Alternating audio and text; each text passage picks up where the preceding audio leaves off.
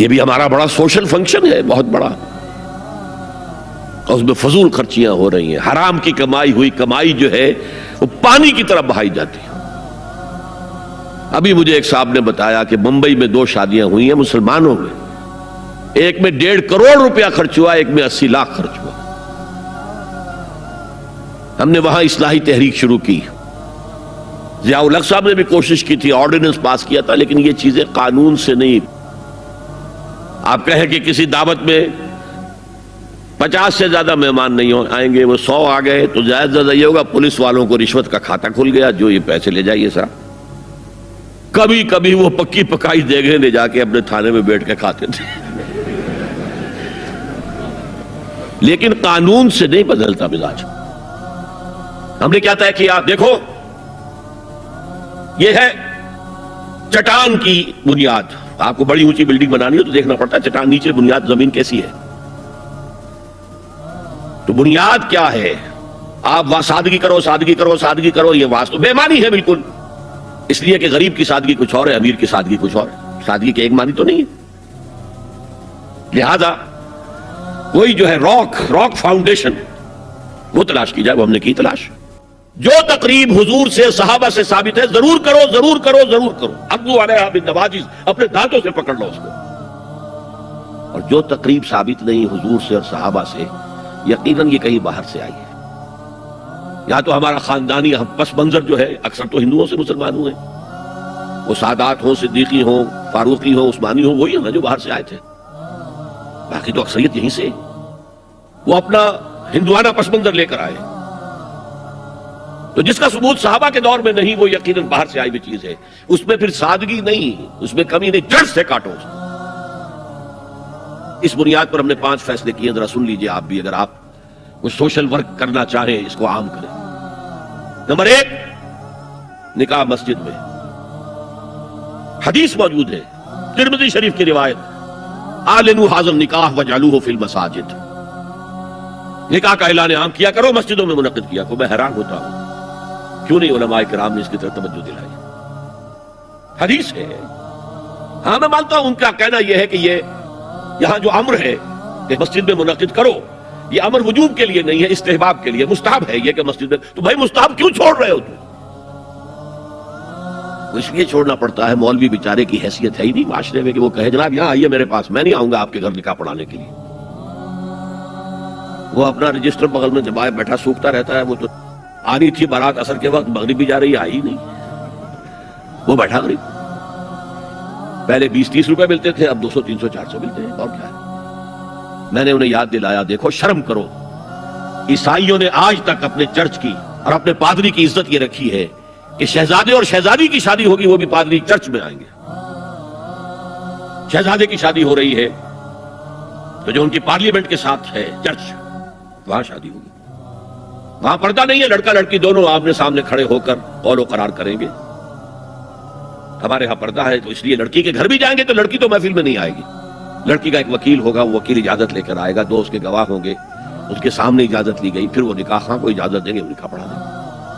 پہلی بات یہ ہو گئی کہ نکاح مسجد میں۔ نمبر 2، نکاح کے موقع پر کوئی دعوت کام نہیں، کوئی ثابت نہیں، دعوت طعام صرف ایک ہے، وہ ولیمہ ہے۔ اور اس قدر معقول بات ہے، سب باپ اپنے سینوں پر ہاتھ رکھ کر سوچیں اور میری بات سنیں، کیا بیٹی کو گھر سے رخصت کرنے کا وقت جو ہے وہ خوشی کا وقت ہوتا ہے؟ جب بیٹی گھر سے جا رہی ہو، کوئی جانور بھی آپ قربانی کے لیے، کوئی مینڈھا کو بکرا لے آئیں 8-10 دن پہلے اور بچے مانوس ہو جائیں تو وہ جب آپ ذبح کرتے ہیں تو پچھاڑے کھاتے ہیں کہ نہیں بچے؟ اور یہ لخت جگر ہے، نور چشم ہے، 18 20 22 برس گھر میں رہی ہے، وہ جا رہی ہے، خوشی نہیں ہے ماں، صرف یہ ہوتا ہے سائی آف ریلیف کہ ایک ذمہ داری کا بوجھ تھا، اللہ نے آج پورا کرا دیا، اتروا دیا بوجھ۔ پھر بھی اندیشہ ہوتا ہے، پتہ نہیں مزاج ملے نہ ملے، نئے ماحول میں جا رہی ہے، وہاں جا کر ایڈجسٹ ہو یا نہ ہو، اندیشے پھر بھی ہوتے ہیں۔ تو ان سے مرغ پلاؤ کھانا اور متنجن کھانا کوئی معقول بات نہیں ہے۔ معقول بات کیا ہے؟ لڑکا، اس کا گھر آباد ہوا ہے، وہ ولیمہ کرے، اس پر باقاعدہ احادیث اولبو ولو بشاۃ، ولیمہ ضرور کرو چاہے ایک ہی بکری ہو تمہارے پاس، ذبح کرو، کاٹو، کھلاؤ گوشت اپنے دوستوں کو، احباب کو۔ یہاں تک کہا کہ بیسا طعام الولیمہ، برا کھانا ہے ولیمے کا کہ اس میں غریبوں کو نہیں بلایا جاتا۔ ظاہر بات ہے مسلی کھلانے کے لیے تو ولیمہ نہیں ہوتا، اپنے احباب کو، دوستوں کو بلایا جاتا ہے۔ پھر بھی میں تم سے کہتا ہوں کہ جسے ولیمے کے لیے بلایا جائے وہ اگر نہیں جائے گا تو اللہ اور اس کے رسول کے حکم کی نافرمانی کرے۔ تو جس رسول نے اتنی تفصیل سے حکم دیا ہو ایک دعوت کا، وہ دوسری دعوت میں بھی خیر ہوتا میں بیان کرتا۔ جب نکاح مسجد میں اور کوئی دعوت طعام نہیں تو بارات کا تصور، خلاص۔ بارات کس بلا کا نام ہے؟ قرآن میں تو کوئی ذکر ہی نہیں، عربی میں یہ لفظ ہی نہیں۔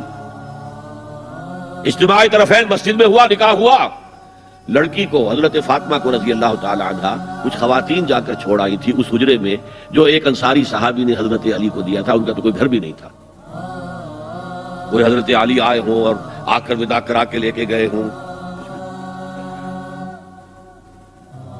چوتھی چیز، جہیز کا کوئی تصور اسلام میں نہیں، خالص ہندوانہ رسم، خالص ہندوانہ رسم، خالص ہندوانہ رسم۔ ہندوؤں میں کیوں ہے؟ وہ اس لیے ہے، معقول بات ہے کہ لڑکی کا وراثت میں کوئی حصہ ہی نہیں، وہ تو جب گھر سے نکل رہی ہے وہ دے دلا کے رخصت کر دو، دان دہیج، یہ خیرات ہے، لڑکی کا حق کوئی نہیں ہے گھر پر۔ اسلام میں تو لڑکی وارث ہے، والد فوت ہوں گے وراثت تقسیم ہوگی، والدہ فوت ہوگی کوئی ان کی ہے ملکیت تو تقسیم ہوگی۔ شادی کے موقع پر کوئی جہیز اسلام میں نہیں، قطعاً نہیں۔ غلطی سے حضرت فاطمہ کے جہیز کو جہیز کہہ دیا گیا، وہ جہیز کیا تھا؟ ایک پیسہ بھی حضور کے اپنی جیب سے نہیں تھا۔ اس شادی میں خاص بات کیا تھی کہ دولہا کے ولی بھی حضور ہی ہے، اور کون ہے؟ علی کا کون تھا مدینے میں، اور دلہن کے والد بھی حضور ہے۔ اب حضور پوچھتے ہیں حضرت علی سے تمہارے پاس مہر دینے کے لیے کچھ ہے؟ عرض کیا میرے پاس تو کچھ نہیں ہے۔ وہ فقراء صحابہ میں سے تھے، فرمایا مہر تو دینا ہے، تمہارے پاس ایک زرہ ہوتی تھی؟ جی ہاں زرہ تو ہے۔ انہوں نے یہ سمجھا زرہ تو جہاد کے لیے ہے، کوئی دولت تو نہیں ہے۔ فرمایا جاؤ اسے بیچو یا گروی رکھ کے قرض لے کر آؤ۔ وہ گئے، حضرت عثمان نے خرید لی اور کچھ دنوں کے بعد واپس کر دی ہدیۃً، یہ زرہ میں ہدیہ آپ کو کر رہا ہوں۔ اس وقت اگر کہتے چھوڑو علی، کہاں لو میں پیسے دے دیتا ہوں تمہیں، تو ان کی طبیعت پر بار ہوتا۔ اس پیسے سے حضور نے کچھ پیسے گھر بھیجے اندر، دلہن کو ذرا تیار کر دو، اور کچھ پیسوں سے وہ ایک گدا جس میں کھجور کی کھال بھری ہوئی تھی اور 2 تکیے جس میں کھجور کی کھال بھری ہوئی تھی، ایک مشکیزہ کنویں سے پانی تو لانا ہی ہے نا، ایک چکی جو ہو یا گیہوں ہو پیسنا تو ہے نا، کوئی 1-2 برتن اور، اللہ اللہ خیر صلی اللہ، یہ تھا جسے جہیز کہتے ہیں، جس میں ایک پیسہ بھی حضور کا شامل نہیں ہے۔ وہ حضرت فاطمہ کا مہر تھا جسے بنایا گیا، ورنہ مدینے ہی میں دوسری آپ کی صاحبزادی کا نکاح حضرت عثمان سے بھی ہوا، کہیں ذکر ہے جہیز کا؟ حضرت عثمان کا گھر بھرا ہوا، ہر چیزیں موجود، وہاں تو جہیز کا تذکرہ نہیں۔ بہرحال یہ شادی کو آسان کرو، زنا کو مشکل بناؤ۔ یہاں شادی کے لیے 9 من تیل ہوگا تو رادھا ناچے گی، ورنہ یہ کہ بڑی ہو رہی ہے، عمر ہو رہی ہے، سب کچھ ہو رہا ہے، لیکن کچھ تقاضے تو ہے نا، آخر کچھ تو کرنا ہوتا ہے نا، آخر کچھ نہ کچھ لوگوں کو تو کھانا کھلانا ہی ہوتا ہے نا، بارات تو آخر آئے گی ہی نا، کچھ نہ کچھ تو دینا ہی ہوگا، کچھ جوڑے کپڑے، کچھ۔ یہ اسلام کا فلسفہ جو میں نے 4-5 باتیں آپ کو بتا، فلسفہ یہ ہے کہ لڑکی کے باپ پر ایک پیسے کا بوجھ نہیں، اس نے لڑکی پال پوس کے تمہارے حوالے کر دیا، اور کیا چاہتے ہو تم؟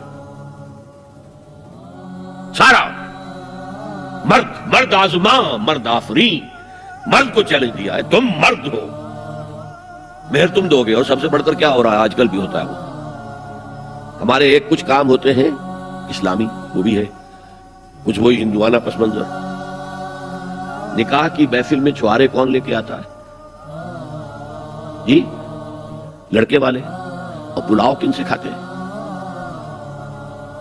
بھائی جس وقت تمہیں مرغ پلاؤ کھلا رہا ہے وہ چھوارے نہیں بانٹ سکتا تھا؟